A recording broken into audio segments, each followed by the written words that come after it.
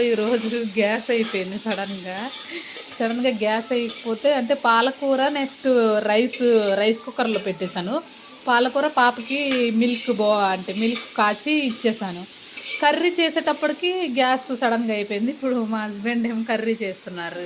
ఇది current stove మీద, కరెంట్ది మా ఆయన చేస్తున్నారు.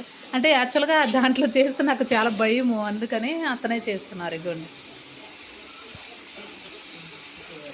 ఇది ఏంటంటే డ్రై ఫిష్ ఉంటాయి కదండి, డ్రై ఫిష్ ఆ కర్రీ నాకు చాలా ఇష్టం. డ్రై ఫిష్ మా ఆయన చేస్తున్నారు. ఇతను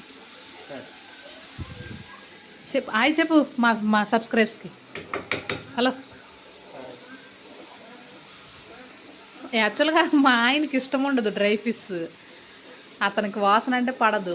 కానీ నా గురించి నేను వండుకుంటే